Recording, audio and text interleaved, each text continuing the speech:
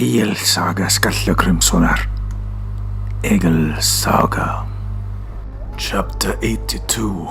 Hakon's Wars and Death. Poem on Arinbjorn.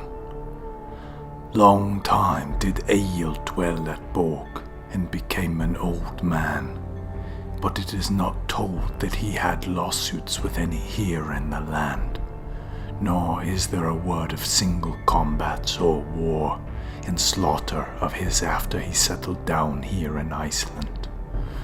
They say that Egill never went abroad out of Iceland after the events already told, and for this the main cause was that Egill may not be in Norway, by reason of the charges which have been told the kings there deemed they had against him. He kept house in munificent style, for there was no lack of money, and his disposition led him to munificence.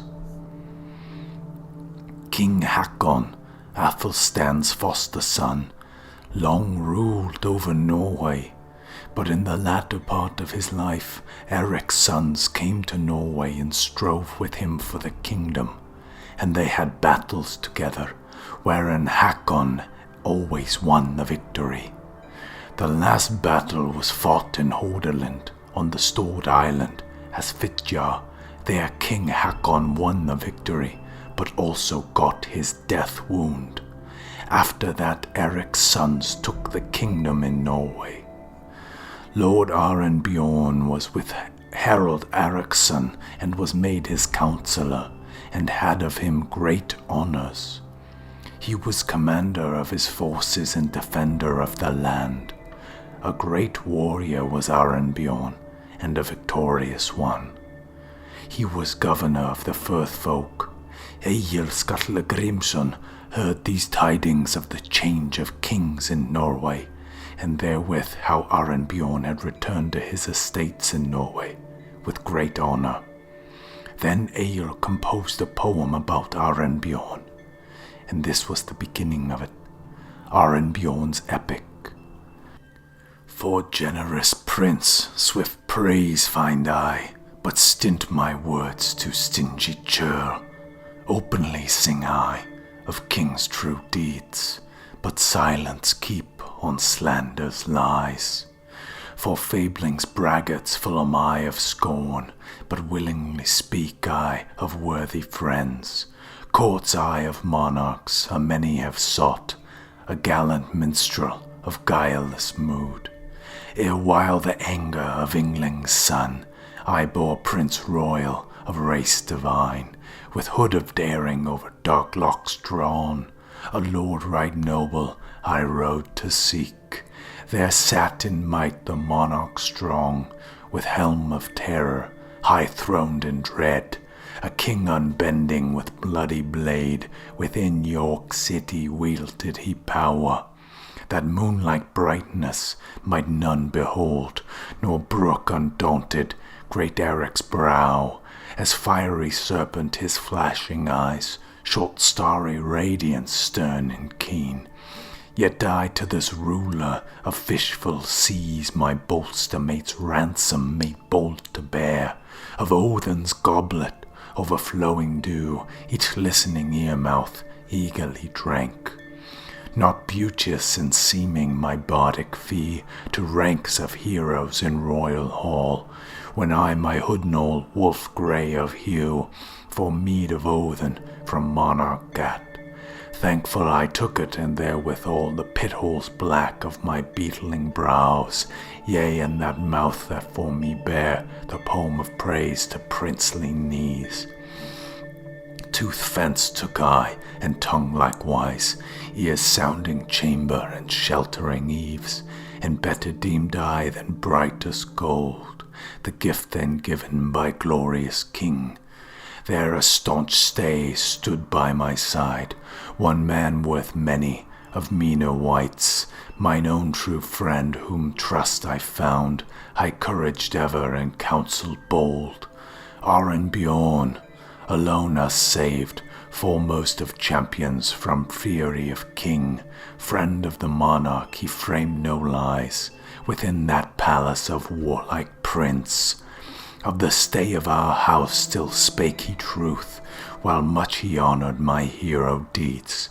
Of the son of Kveldulf, whom fair-haired king slew for a slander, but honoured slain.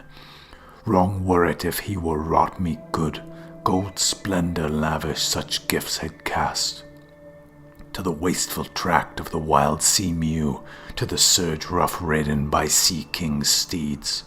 False to my friend were I fairly called, an untrue steward of Odin's cup, of praise unworthy, pledge breaker vile, if I for such good gave not again. Now better seeth the bard to come, with feet poetic the frowning steep, and set forth open, in sight of all, the laud and honour of high-born chief. Now shall my voice plain shape into song, virtues for many, a valiant friend.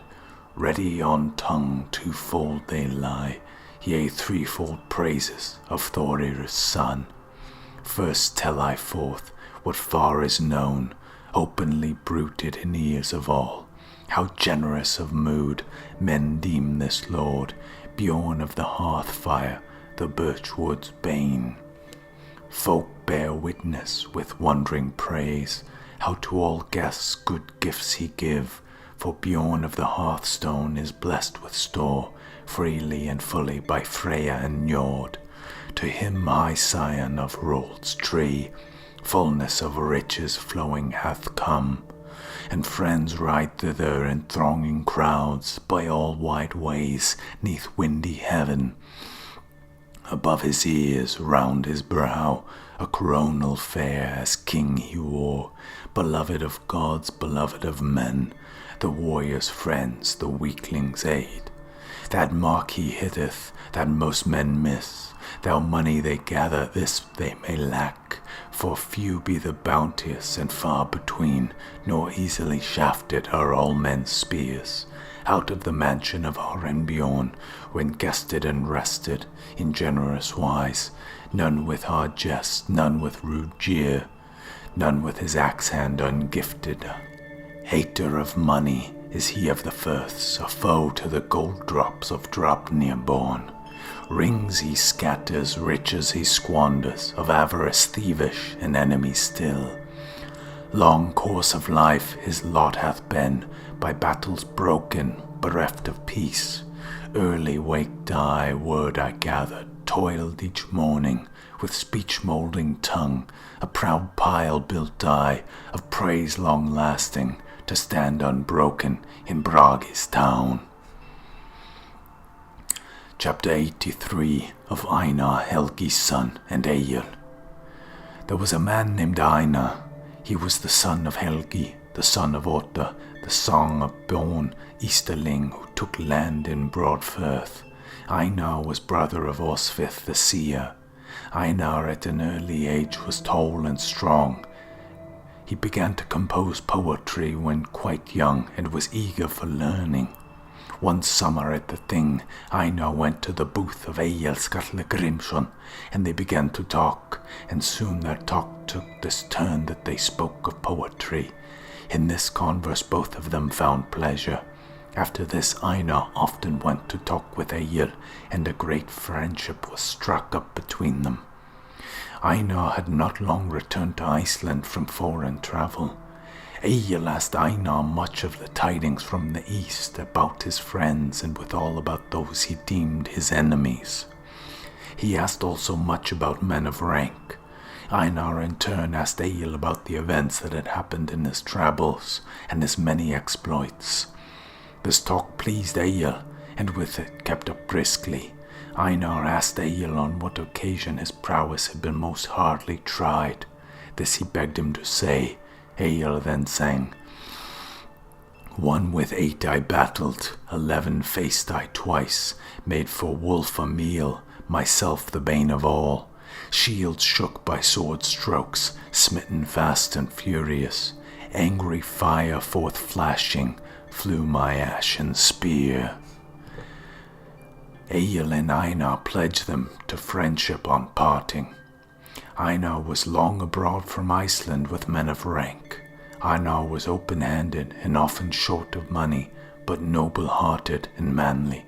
He was in the bodyguard of Earl Hakon Sigurd's son. At that time there was in Norway much war. The battles between Earl Hakon and Eric's sons, and now one, now the other was driven from the land. King Harald, Eric's son, fell south in Denmark at Halls in Limafjord. This was by treachery.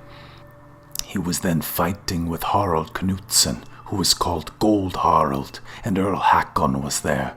There fell also with King Lord Arinbjorn, of whom which had already been told. And when Egill heard of the fall of his beloved Arinbjorn, then he sang, "Mead givers, glorious men, gold-spending warriors wights, are spent and gone where seek such lavish donors now. Erewhile beyond the sea, earth's islet-studded belt, such on my high hawk perch, hail down the silver shower." Einar Helgisson, the poet, was nicknamed Skallaglam. He composed a poem about Earl Hakon, which is called Dearth of Gold, and for a long time the Earl would not hear the poem because he was wroth with Einar. Then Einar sang, "Song made I on a chief, supreme overlord, land enthroned. While others slept I wrought, whereof I much repent, hither the Earl to seek. Eager I came, nor thought, from brave free-handed prince far comers worse would fare.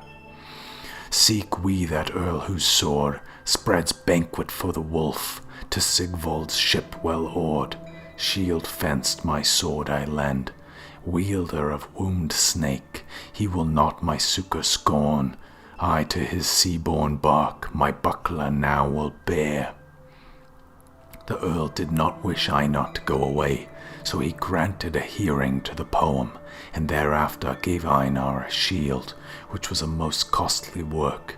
It was inscribed with old tales, and between the writing were overlaid spangles of gold with precious stones set therein. Einar went to Iceland and lodged with his brother Osvith. But in autumn he rode east and came to Borg, and was guest there. Egill was just then not at home, having gone to the northern part of the district, but was expected home soon. Einar waited for him 3 nights. Longer than 3 nights it was not the custom to stay on a friendly visit. Then Einar made him ready to go. But when ready he went to Egill's place in the hall, and there he hung up that precious shield, and told the housecarls that he left it a gift for Egill. Then he rode away. But on that same day Egill came home, and when he came to his palace, then he saw the shield and asked whose was the costly work. It was told him that Einar Skallaglam had come there, and had left the shield as a gift for him. Then said Egill, "The wretched man to give it, he means that I should bide awake and compose poetry about his shield. Now bring my horse, I must ride after him and slay him." He was told that Einar had ridden away early in the morning. He will, they said, by this time be come westwards to the Dals. Soon after Egill composed a poem, whereof this is the beginning. Of shield the ship's bright guard, to show the praise 'tis time. Home to my hand is given, the treasure sender's gift. Sure hath Skallaglam to skilful guidance lent. Speak ye who list my lay, the reins of minstrel lore. Egill and Einar remained friends so long as they both lived, but about the shield's fortune at least this is told, that Egill took it with him to the wedding when he went north to Broadmoor with Thorketil Gunvald's son and Redbjorn's son Treffel and Helgi. There the shield was spoilt by falling into a tub of sour whey. After this Egill had the outer ornaments taken off, and there were 12 ounces of gold in the spangles. Chapter 84 of Thorstein, Egill's son. Thorstein, Egill's son, when he grew up, was a most handsome man, white-haired, bright-faced. Tall he was and strong, yet not so much as his father. Thorstein was wise, gentle, quiet of temper, calm above other men. Egill loved him little, nor was Thorstein affectionate with his father. But Asgerder and Thorstein loved each other dearly. Egill was now beginning to age much. One summer, Thorstein rode to the Thing, but Egill sat at home. Before Thorstein left home, he and Asgurd mentioned to take from Egill's chest without his knowledge the silken robe given him by Arinbjorn, and Thorstein took it to the Thing. But when he wore it at the Thing, it trailed behind him and became soiled at the hem as they were going to the Hill of Laws. And when he came home, Asgurd put the robe in the chest where it was. Long after, when Egill opened his chest, he found that the robe was spoiled, and questioned Asgurd how that had come about.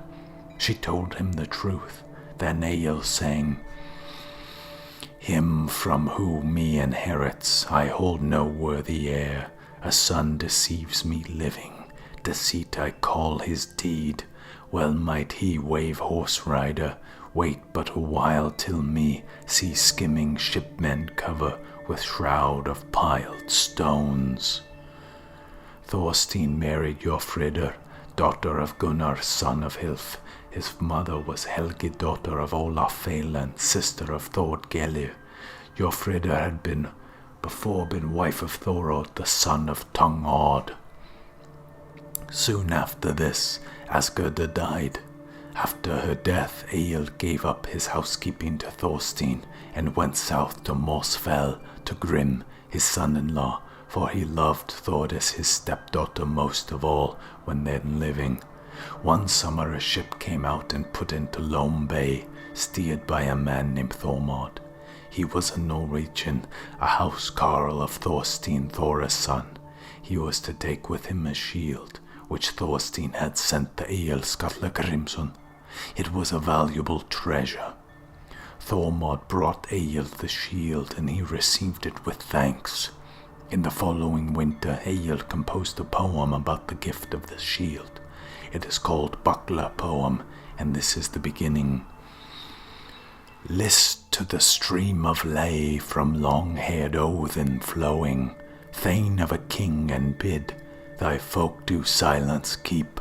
For thee, sea ravens ruler, rain from the eagle's beak. Full oft shall shower of song in Horda's shore he heard." Thorstein, Egill's son, dwelt at Borg. He had two illegitimate sons, Rifla and Raffen. But after his marriage, he and Jofridr had 10 children. Helga the Fair was their daughter, she about whom quarreled Skald Raffen and Gunnlaug, Serpent Tongue. Grim was their eldest son, the second Skuli, the third Thorgir, the fourth Kolsvein, the fifth Rorleif, the sixth Hall, the seventh Egill, the eighth Thord. The other daughter was Thora, who was married to Thormod, Klepion's son. From Thorstein's children sprang a large progeny and many great men. They all called Mira men, all those that sprang from Skallagrim. Chapter 85 of Onundsjoni and Steinar his son. Onundsjoni dwelt at Anabrekka, while Egill dwelt at Borg. Onund married Thorgerd, daughter of Thorbjorn the Stout of Snæfellstrand.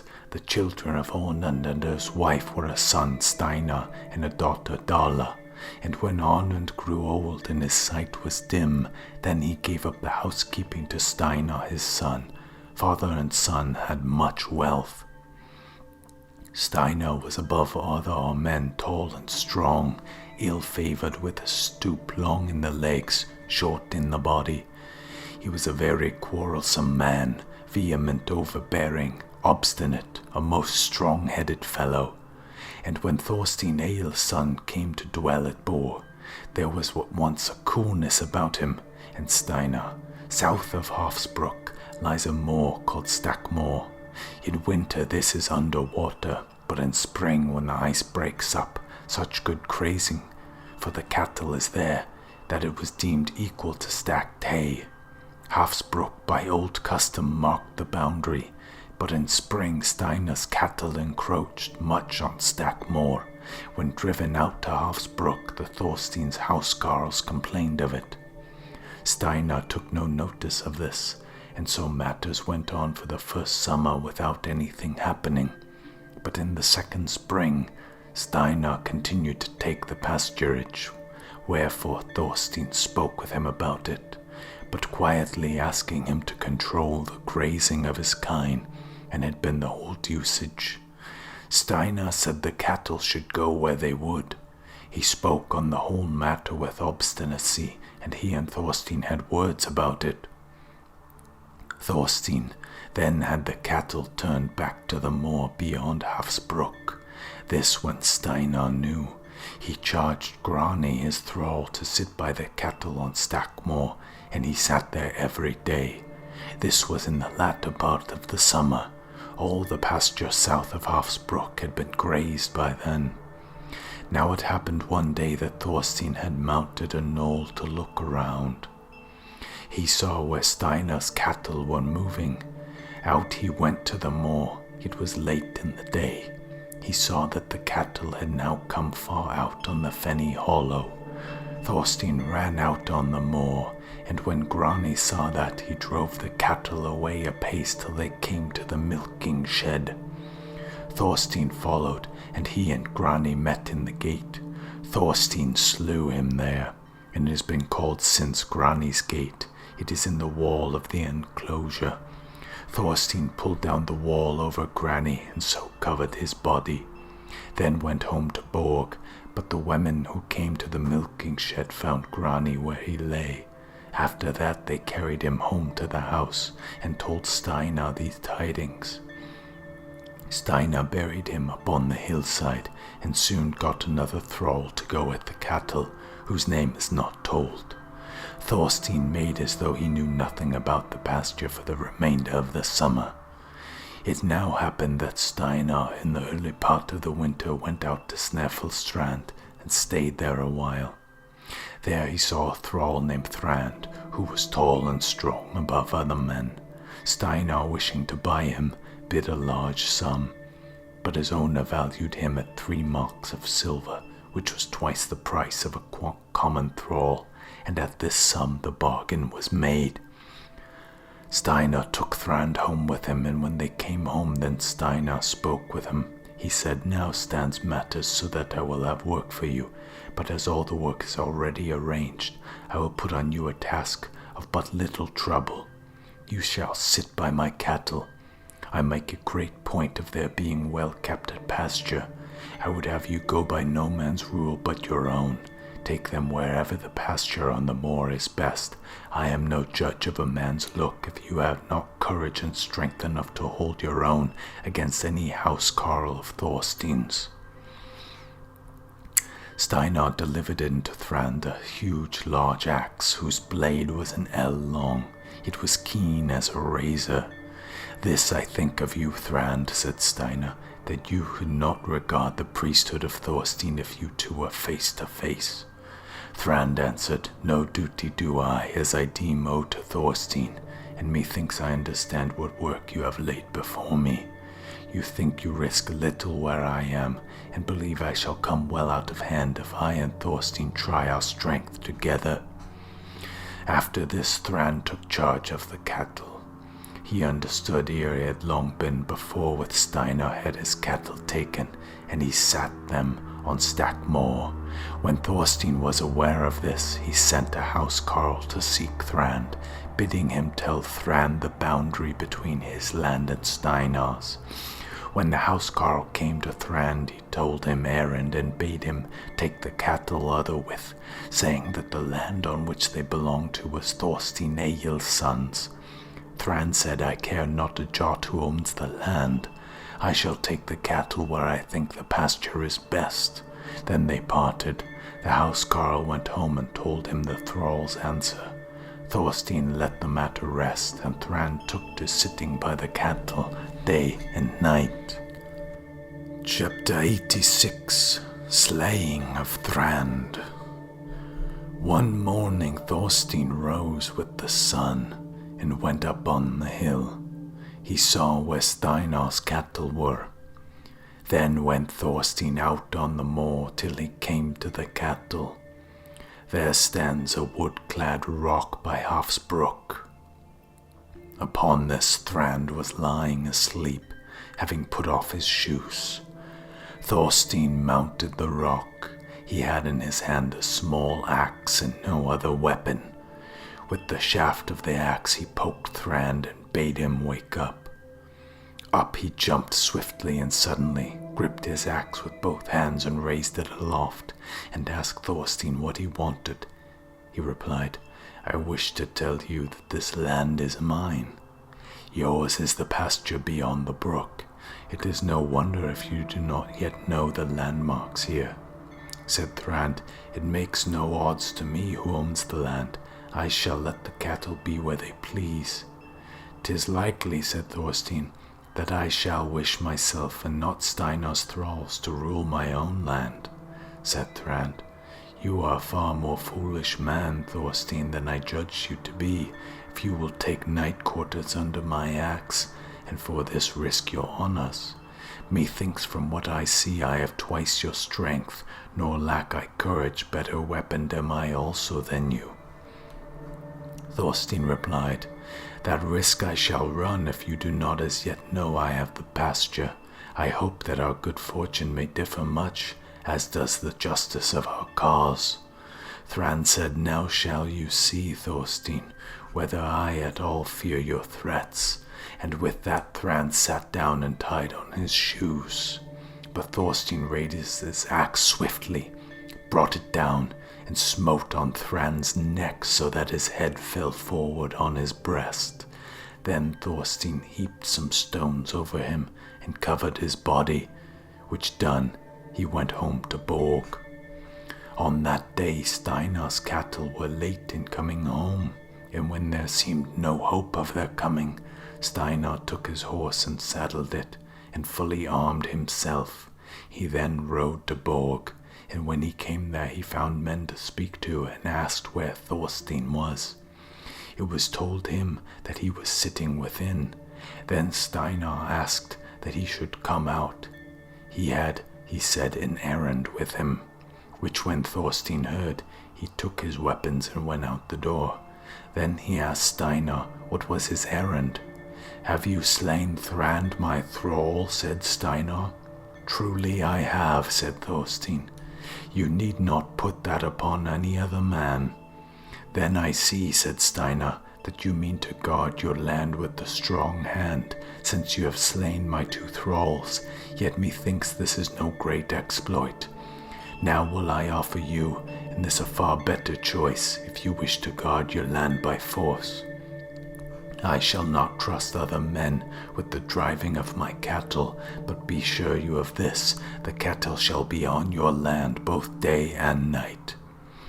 "So it is," said Thorstein, "that I slew last summer your thrall, with whom you set to feed cattle on my land, but afterwards let you have the feed as you would up to the winter. Now have I slain another thrall of yours for the same fault. Again you shall have the feed through the summer, but next summer, if you feed on my land, and set men to drive your cattle, then I will go on slaying for you every man that tends them, though it be yourself.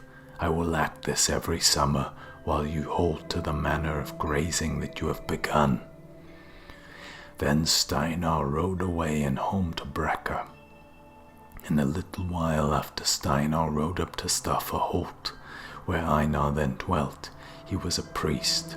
Steinar asked his help and offered him money. Einar said, "You will gain little by my help, unless more men of honor back you in this cause." After that Steinar rode up to Reykjadale to see Tongue Odd and asked his help and offered him money. Odd took the money and promised his help. He was to strengthen Steinar to take the law of Thorstein. Then Steinar rode home. But in the spring Odd and Einar went with Steinar on the journey of summons, taking a large company. Steinar summoned Thorstein for thrall slaying and claimed lesser outlawry as the penalty of each slaying. For this was the law when thralls of anyone were slain, and the fine for the thrall was not brought to the owner before the 3rd sunrise. But 2 charges of lesser outlawry were equivalent to 1 of full outlawry. Thorstein brought no counter-summons on any charge. And soon after, he sent men southwards to Ness, who came to Grim at Mossfell, and there told these tidings. Egill did not show much interest about it, but he quietly learned by the questions what had passed between Thorstein and Steinar, and also about those who had strengthened Steinar in this cause. Then the messengers went home, and Thorstein appeared well pleased with their journey. Thorstein, Egil's son, took a numerous company to the springtide thing. He came there one night before the other men, and they roofed their booths, he and the thingmen who had booths there. And when they had made all their arrangements, then Thorstein bade his thingmen set to work, and they built their large booth walls. Then he had roofed in a far larger booth than the others that were there. In this booth there were no men. Steinar rode to the thing also with a numerous company, as did Tongue Odd and Einar from Staffaholt. They roofed their booths. The thing was a very full one. Men pleaded their causes. Thorstein offered no atonement for himself, but to those who advised atonement made answer that he meant to abide by judgment. He said that he thought the cause which Steinar came about the slaying of his thralls was little worth. Steinar's thralls, he argued, had done enough to deserve death. Steinar was high and mighty above his cause. He had, as thought, charges good in law and helpers strong enough to win his rights, so he was most impetuous in his cause. That day men went to the thing brink and spoke their pleadings, but in the evening judges were to go out to try suits. Thorstein was there with his train. He had their chief authority as to the rules of the thing, for so it had been while Egill had priesthood and headship. Both parties were fully armed. And now it was seen from the thing that a troop of men was riding down along Cleve River with gleaming shields. And when they rode into the thing, there rode foremost a man in a blue mantle. He had on his head a gilded helm, by his side a gold-decked shield, in his hand a barbed spear whose socket was overlaid with gold, and a sword at his girdle. Thither had come Egill Skallagrimsson's son with 80 men, all well weaponed as if arrayed for battle. A choice company it was. Egill had brought with him the best landowners' sons from the southern Nesses, those whom he thought the most warlike. With this troop Egill rode to the booth which Thorstein had roofed, a booth hitherto empty.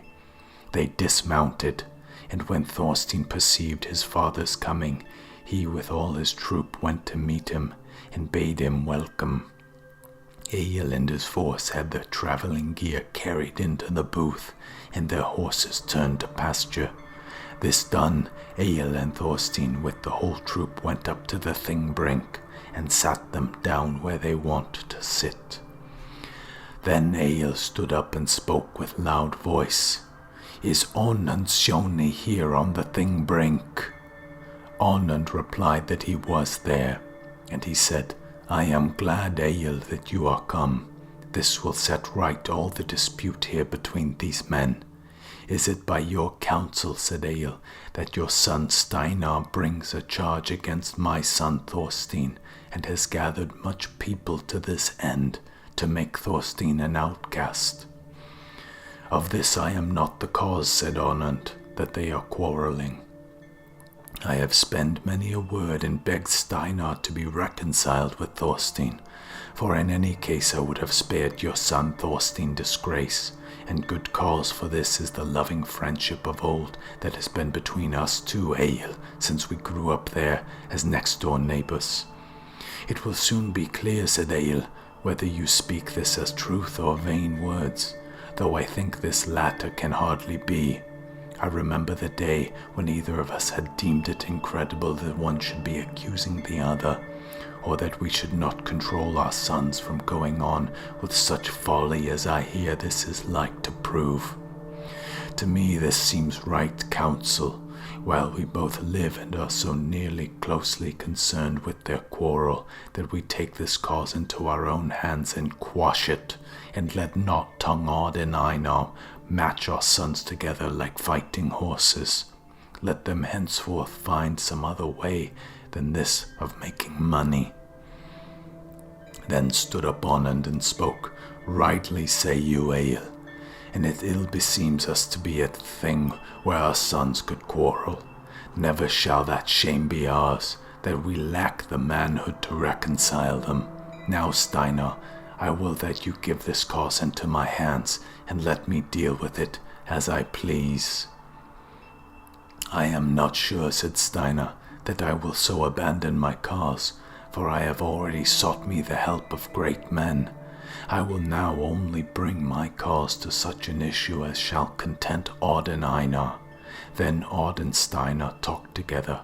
Odd said, I will give you, Steinar, the help that I promised towards getting a law, or for such of the issue as cause you may consent to accept.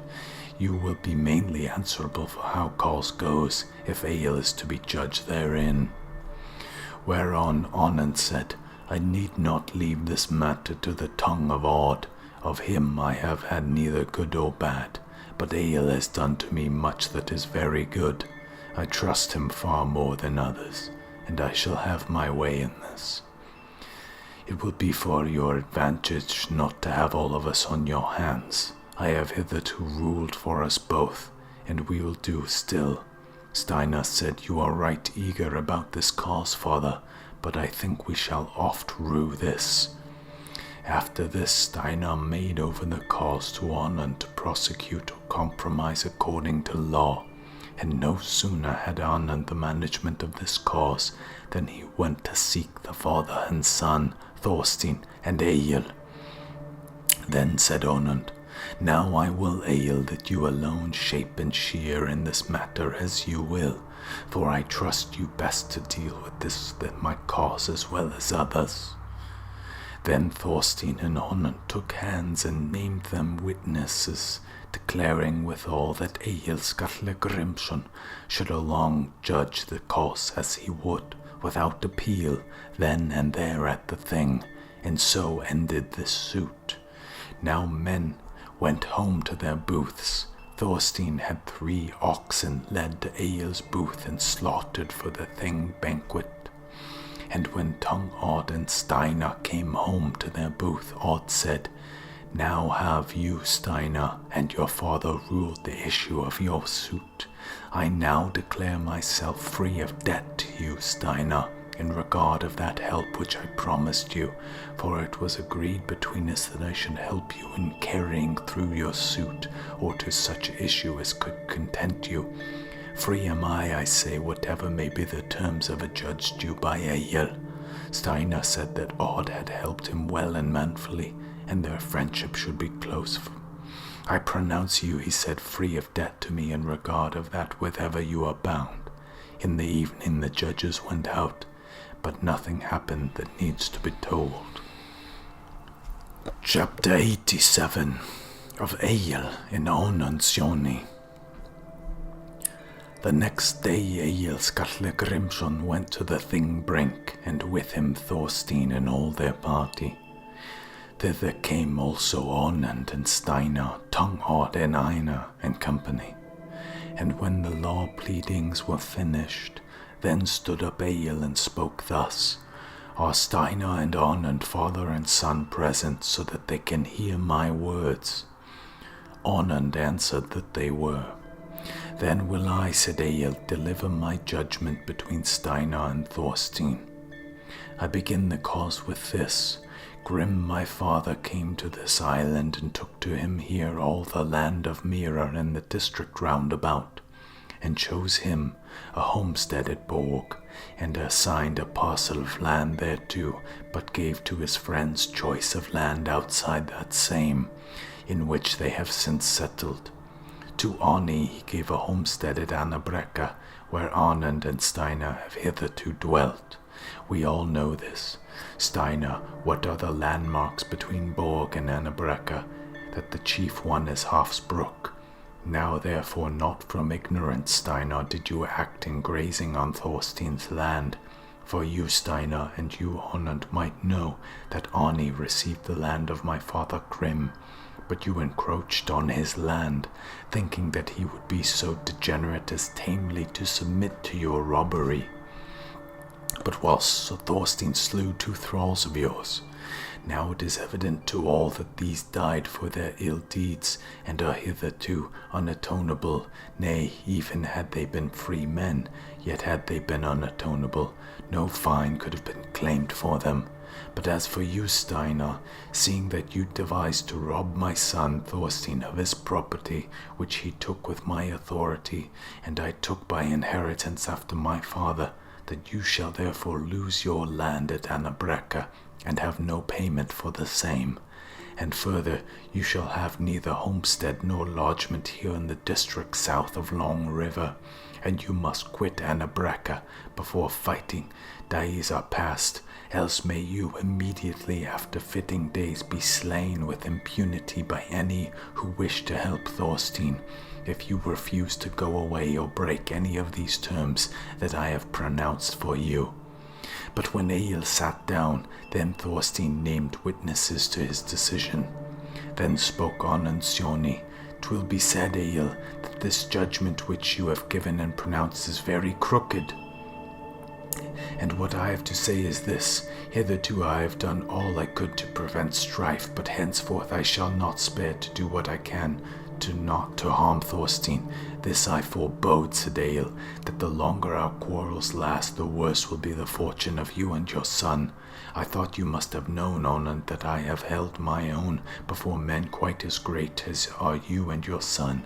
But for Aud and Einar, who have so eagerly thrust themselves into this cause, they have reaped therefrom due honor. Chapter 88 of Thorgir. Thorgir Blund was there at the thing, Egil's sister's son. He had given Thorstein much help in this suit.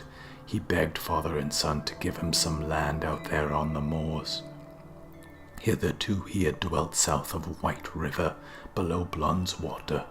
Egil received the request well, and persuaded Thorstein to let him come thither. So they settled Thorgir at Anabrekka, but Steinar moved house beyond Long River and settled down at Lira Brook. But Egil rode home southwards to Ness, father and son parting on friendly terms. There was a man with Thorstein named Iri, fleet of foot and keen of sight above others. He was a foreigner, a freedman of Thorstein's, but he still had the care of his flocks, and especially to gather the wethers up to the fell in spring, and in autumn down to the fold. Now, after flitting days, Thorstein bade gather the wethers that he had left behind in spring, meaning to have them driven to the fell. Iri was there in the sheepfold, but Thorstein and his housecarls rode up to the fell, being 8 in all. Thorstein was having a fence made across Grissa Tongue, between Long Water and Cleave River, at which many of his men were employed in the spring.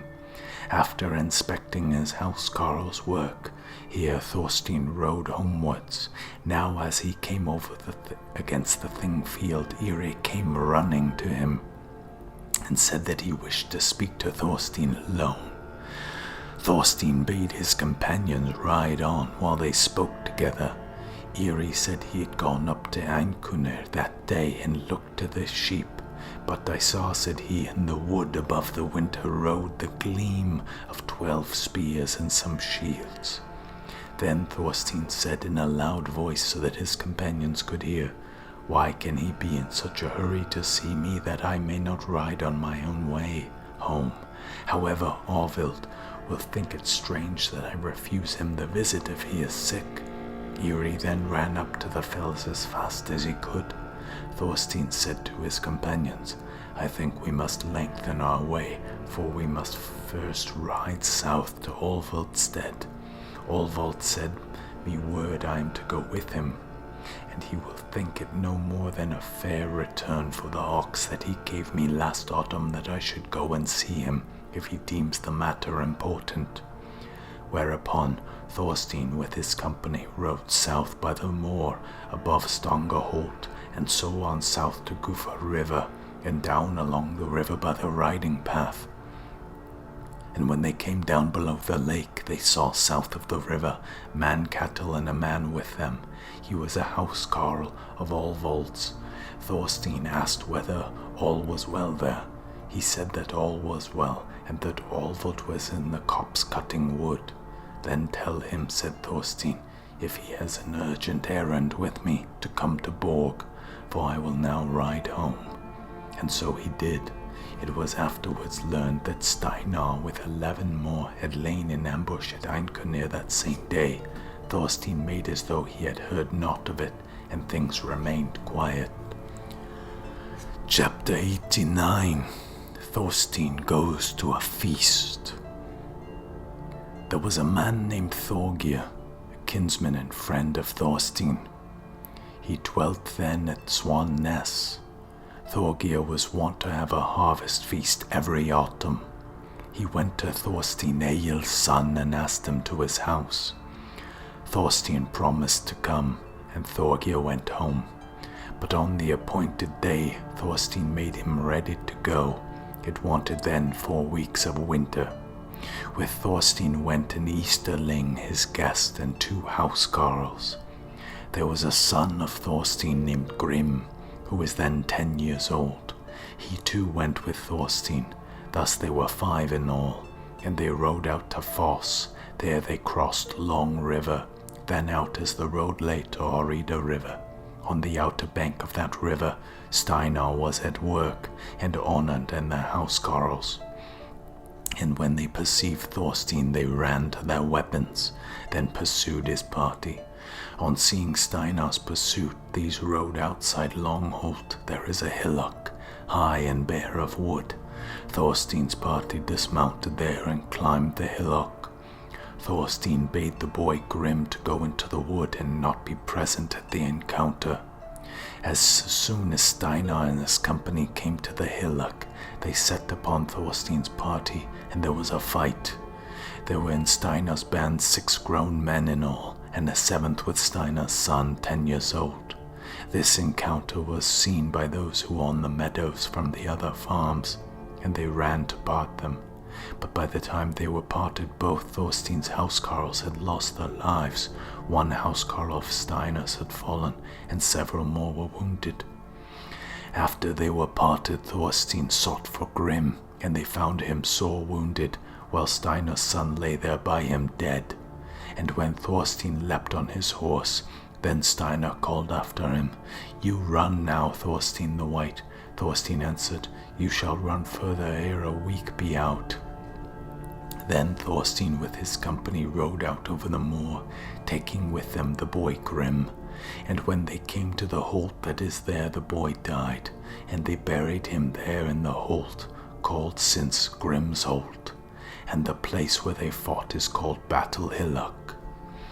Thorstein rode to Swan Ness that evening, as he had intended, and sat there at the feast 3 nights, after which he had made him ready to go home. Men offered to go with him, but he would not, so he and his Easterling friend rode together. That same day Steinar, expecting that Thorstein would be riding home, rode out along the shore. But when he came to the dunes below Lambestead, he lay in wait there. He had the sword named Skirmir, an excellent weapon. He stood there on the sand hill with drawn sword and eyes turned one way, for he saw Thorstein riding out on the sand. Lambi, who dwelt at Lambestead, saw what Steinar was doing. He left the house and went down the back, and when he came to Steinar, he gripped him behind between the 2 shoulders. Steinar tried to shake him off, but Lambi held fast, and so that went from Sandhill on to the level, and just then Thorstein and his friend rode by on the path below. Steinar had ridden thither on his stallion, which was now galloping inwards along the seashore. Thorstein and his friends saw this and wondered, for they had perceived nothing of Steinar's coming. Then Steinar turned to regain the bank, for he saw not that Thorstein had ridden by. And as they came on the edge of the bank, Lambi suddenly threw Steinar from the sand hill down onto the flat sand, and himself ran home.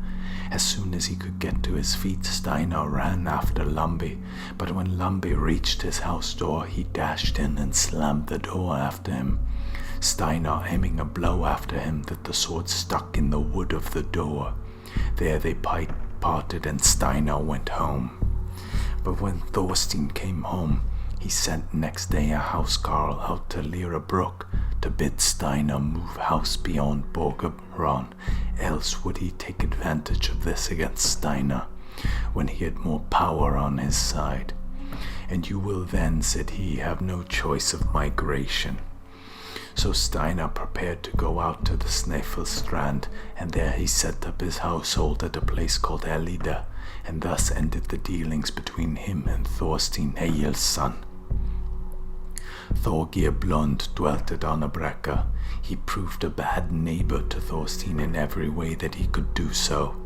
On one occasion, when Egill and Thorstein met, they talked much about Thorgeir Blund, their kinsman, and they both agreed about him. Then Egill sang, Steinar, my word erewhile, stripped of his fruitful acres, so did I hope to help the heir of Geir and Kettle. False though he promised fair, my sister's son hath failed me. Blund now, whereat I wonder, withholds him from naught ill. Thorgeir Blund left Arnabrekka and went south to Flókadala, for Thorstein saw he could not get on with him, and yet wished to be forbearing. Thorstein was a man with no trickery, just and never aggressive on others, but he felt that he held his own, and if others attacked him, but if proved disastrous too much to match their force with. Aud was then headman in Borgarfirth south of White River.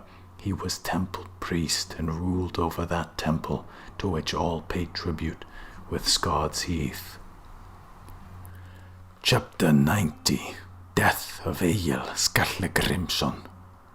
Egill Skallagrimsson now grew old, and in his old age became heavy in movement, and dull both in hearing and sight.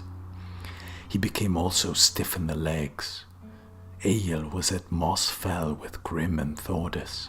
It happened one day that as Egill went out along the house wall, he stumbled and fell. Some women saw this and laughed, saying, You are now quite gone, Egill, if you fall when alone. Then said the master Grim, Women jeered at us less when we were younger.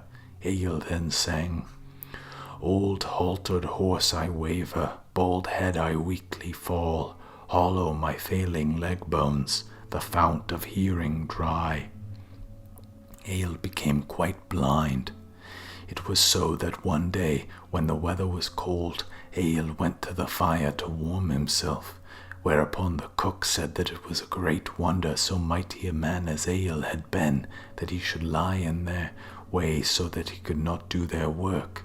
Be you civil, said Egill, though I bask by the fire, and let us bear and forbear about place. Stand you up, said she, and get to your seat, and let us do our work. Egill stood up and went to his place and sang, Blind near the blaze I wander, beg of the fire maid pardon, crave for a seat such sorrow, from sightless eyes I bear, yet England's mighty monarch, me whilom greatly honoured, and princes once with pleasure the poet's accents heard. Again once when Egill went to the fire to warm himself, a man asked him whether his feet were cold, and warned him not to put them too near the fire. That shall be so, said Egill, but 'tis not easy steering my feet now that I cannot see. A very dismal thing is blindness. Then Egill sang, Lonely I lie and think it long, carl worn with eld, from king's courts exiled. Feet twain have I, frosty and cold, bedfellows needing blaze of fire. In the later days of Hakon the Great, Egill Skallagrimsson was in his 9th decade of years, and save for his blindness was a hale and hearty man. One summer, when men made ready to go to the Thing, Egill asked Grim that he might ride with him to the Thing. Grim was slow to grant this, and when Grim and Thordis talked together, Grim told her what Egill had asked. I would like you, said he, to find out what lies under this request. Thordis then went to talk with Egill, her uncle. It was Egill's chief pleasure to talk to her. And when she met him, he asked, Is it true, uncle, that you wish to ride to this thing? I want you to tell me what plan you have in this. I will tell you, said he, what I have thought of. I mean to take with me to the thing 2 chests that King Athelstan gave me, each of which is full of English silver. I mean to have these chests carried to the Hill of Laws just when it is most crowded. Then I mean to so broadcast the silver, and I shall be surprised if all share it fairly between them. Kicks, I fancy, there will be blows and blows, nay, it may end in a general fight of all the assembled at the thing. Thordis said, A famous plan, methinks, is this, and it will be remembered so long as Iceland is inhabited. After this, Thordis went to speak with Grim and told him Egill's plan. That shall never be, said he, that he carry this out, such monstrous folly. And when Egill came to speak with Grim of their going to the thing, Grim talked him out of it. And Egill sat at home during the thing, but he did not like it, and he wore a frowning look. At Mossfell were the summer sheds of the milch kine, and during the thing time Thordis was at the sheds. It chanced one evening when the household at Mossfell were preparing to go to bed, that Egill called to him 2 thralls of Grim's. He bade them bring him a horse. I will go to the warm bath, and you shall go with me, said he. And when Egill was ready, he went out, and he had with him chests of silver. He mounted the horse. They then went down through the home paddock and under the slope there, as men saw afterwards. But in the morning, when men rose, they saw Egill wandering about in the holt east of the farm, and leading the horse after him. They went to him and brought him home, but neither thralls nor chests ever came back, and many are the guesses as to where Egill hid his money. East of the farm at Mossfell is a gill coming down from the fell. It is noteworthy that in rapid thaws there was a great rush of water there, but after the water has fallen there has been found in the gill English pennies. Some guess that Egill must have hid his money there. Below the farm enclosures at Mossfell are bogs wide and very deep. Many sure this is where Egill hid his money. And some of the rivers have hot springs hard by the large earth holes, and some men guess that Egill must have hidden his money there, because out the way the cairn fires were often seen to hover. Egill said that he had slain Grim's thralls, also that he had hidden the chests, but where he had hidden them he told no man. In the autumn following, Egill fell sick of the sickness whereof he died. When he was dead, then Grim had Egill dressed in goodly raiment and carried down to Tjaldanes. There a sepulchral mound was made, and it was in Egill laid with his weapons and raiment. Chapter 91. Grim takes the Christian faith. Grim of Mossfell was baptized when Christianity was established by law in Iceland. He had a church built there, and 'tis common report that Thordis had Egill moved to the church. And this proof there is thereof that later on, when a church was built at Mossfell, and that church which Grim had built at Bushbridge was taken down, the churchyard was dug over, and under the altar place was found human bones. They were much larger than the bones of other men. From the tales of old people it is thought pretty sure that these were Egill's bones. Skapti the priest, Thorarin's son, a wise man, was there at the time. He took then the skull of Egill and set it on the churchyard fence. The skull was wondrous large, but still more out of the common way was its heaviness. It was all wave-marked on the surface like a shell. Skapti then wished to try the thickness of the skull. He took a good-sized hand-axe, and brandishing it aloft in one hand, brought down the back of it with force on the skull to break it. but where the blow fell the bone whitened, but neither was dinted nor cracked, whence it might be gathered this skull could not easily be harmed by the blows of weak men while skin and flesh were on it. The bones of Egill were laid in the outer part of the churchyard at Moss Fell. Chapter 92 of Thorstein's Descendants.